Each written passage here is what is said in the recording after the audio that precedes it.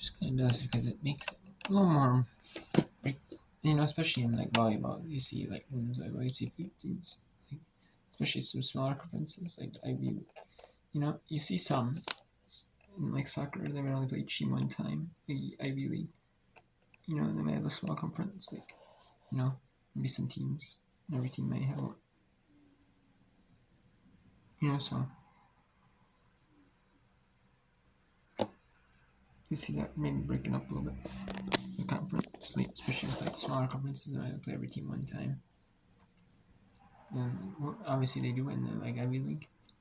You'll see them play like some non-conference matches, soccer. Volleyball, you see that with like the MEAC, even if every team plays twice in the MEAC. Right, Ivy League, small conferences, you get more games and they might just play more games midweeks. Friday, Saturday they'll play some. Like Saturday they might play their 1 game week. And they might play 2. Friday, Saturday back to back some weeks.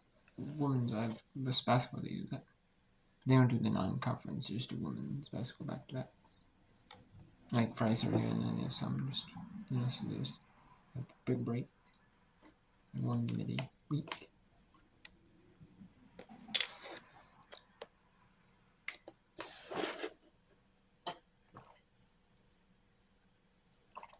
Because the season's too short. The schools play up north. If they play games, they'll play Wednesdays and Saturdays, like Thursdays, Sundays.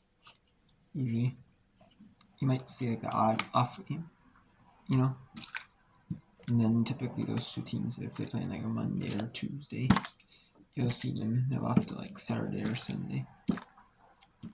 So during non-conference, you see them play any length of time. Anytime they break up the schedule.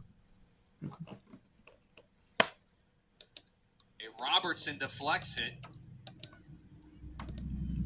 That's enough of that. So, alright. Show us instead. We're going to go to the market at Villanova.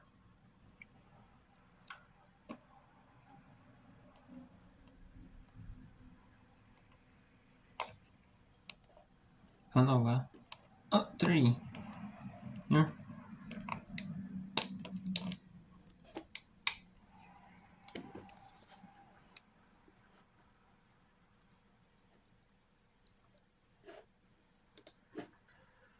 The dugout jumping up and down. The ball goes over the curtain. It's one-on-one with the keeper, and it's knocked away. Curtin with a great chance tried to go to the opposite post, and it's knocked out of play for the moment. Well, that's a great play by Haley Christensen, huh? I mean, Hannah Curtin was in on goal, one-on-one against Haley Wade, and went to the right foot. Alex Little, a great ball. Nice job to stay on line as well by Curtin, stay on side, and then Christensen. Unbelievable play. Saved a sure goal right there. Now Marquette has to turn it the other way and press with just about a half hour left, down 3-0. It is desperation mode for the visitors. Yeah, it's 27 minutes to go in this match.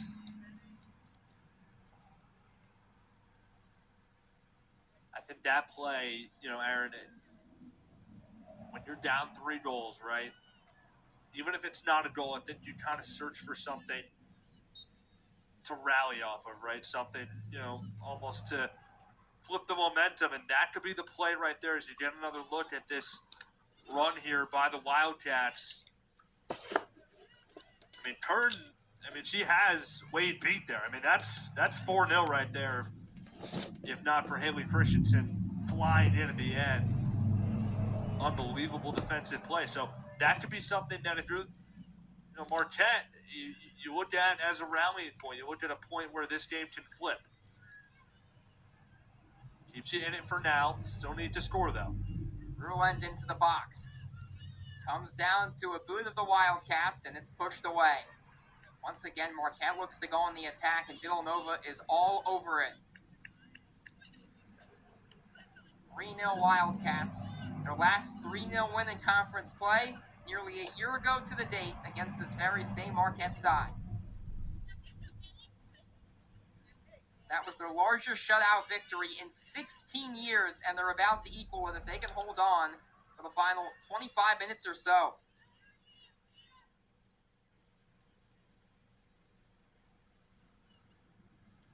The stats paint a different picture. Both teams really even. 8 shots each. 5 shots on goal for Marquette, 4 for the Wildcats. But Villanova has cashed in on 3 of their opportunities. Marquette has yet to cash in on an opportunity. A big opportunity here, but Dickinson has it once again. Ball just hit a little too far off the boot. Yeah, and to your point, Aaron, I think it's also just been Villanova's done a better job capitalizing on Marquette's mistakes rather than vice versa, right? I mean, we talked about how the Wildcats love to get out on the counterattack in transition, create those fast-moving chances through the midfield. That was the run a moment ago with Alex Little playing it across for Curtin. Obviously, a great job by Haley Christensen and Marquette to not allow it to be 4-0. But that is a really solid chance for Villanova, right? And that comes off maybe just a missed touch by Marquette. Maybe, an errant pass that turns into a long run like that. Marquette hasn't been able to do the same when Villanova has had those same mistakes. Hannah Curtin comes out. Caroline Graham, the senior, comes in.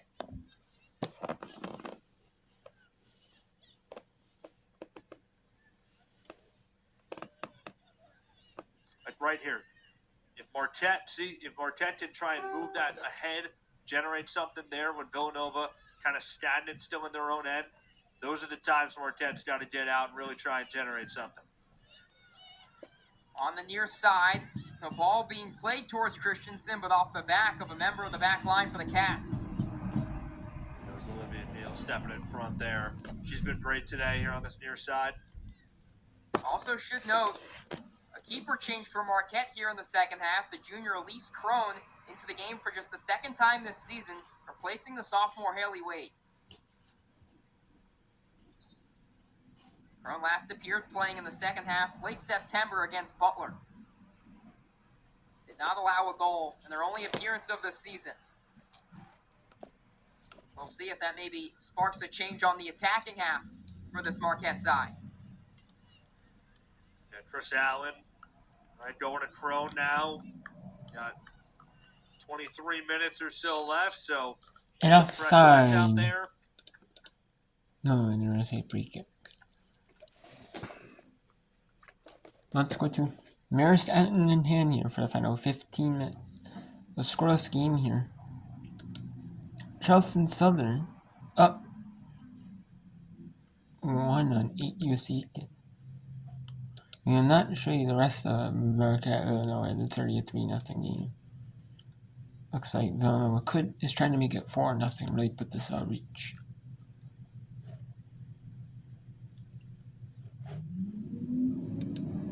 Both sets of Jaspers looking to break deadlocks. Red Fox and the Jaspers. Toward the back post, headed clear. Vandell out wide for McMaster. Fakes the shot. Now a left-footed strike. Headed out initially. D'Angelo, the second effort, didn't get all of it. And it'll once again be a Manhattan corner. Jasper's trying to press here and get the opening goal. Yeah, we talked about how they haven't really created the same opportunities that they had in the first frame, Jackson, and now they're looking to get back some of that momentum in the last 13 minutes of the match. D'Angelo on the second ball, headed up high by McMaster, but out of bounds. Never threatening goal kick for Marist. And the Red Foxes able to relieve some pressure.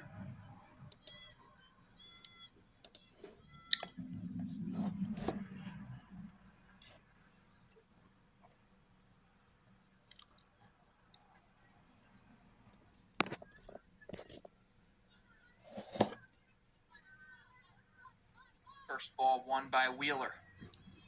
She's able to get it back. She's got some space to operate. Maya Wheeler's cross deflects out of bounds. And it will be another corner for Manhattan. And look who it is, 15 in white, coming back into the game, Amaya Hill in perfect time. quick breather, and here she is on the set pieces where she is most dangerous. Let's see if Amaya Hill could create something for the Jaspers as she checks back into the game. Antunes takes a seat. Giovanna Maservi comes on for Marist. Here's the corner from Hill. Dangerous one toward the front post. Popped in the air by Catalanati. Headed back out for Hill. Second ball is blocked. Hill trying to get on the end of it again. Twist to her left foot. Amaya Hill has her cross blocked. And another corner for Manhattan.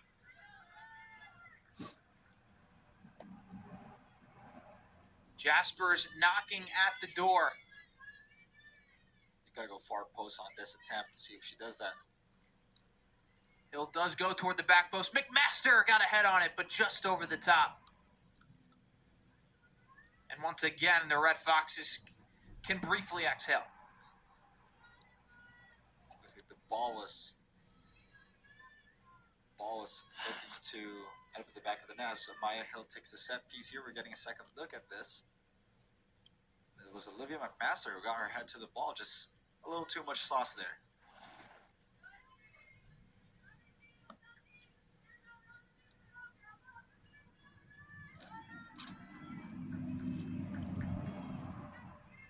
Just feels like there's one more big chance at least.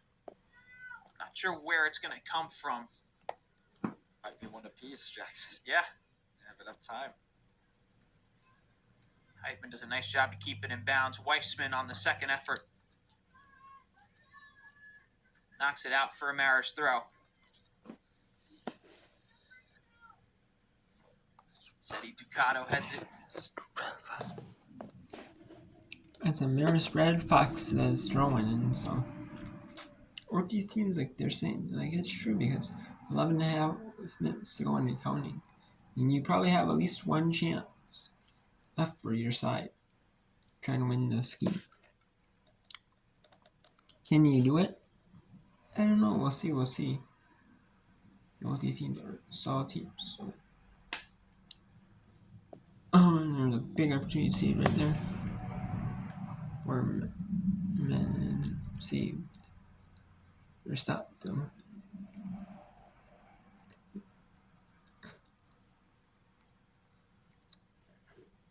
Let's see here. See if Hill able to center it. Comes down for McMaster and eventually cleared. Marist bench wanted a handball on the clearance attempt. Looked like it may have caught the arm of Amaya Hill, but nonetheless we play on. Berlinghoff, Heitman, now McMaster. McMaster goes down, wins a free kick. Alright.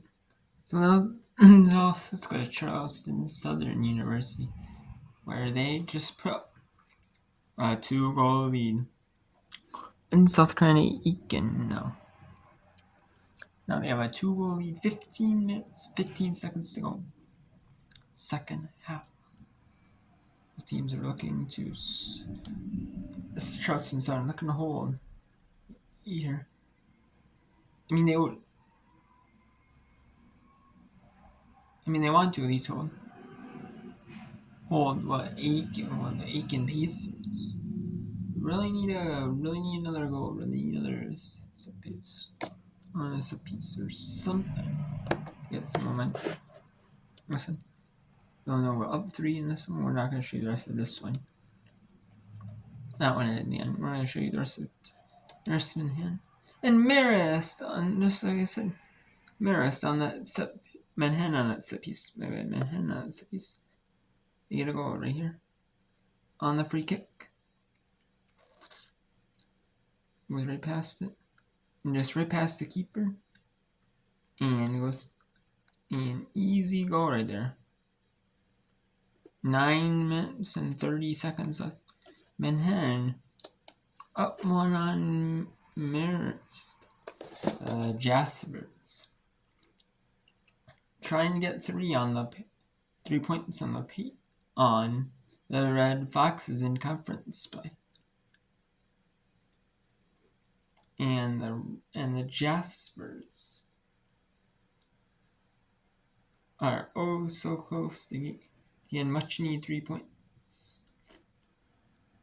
The Pacers of Aiken. The Aiken, South Carolina Pacers are down to the Charleston Southern Buccaneers from Charleston, South Carolina. Charleston, South Carolina Buccaneers.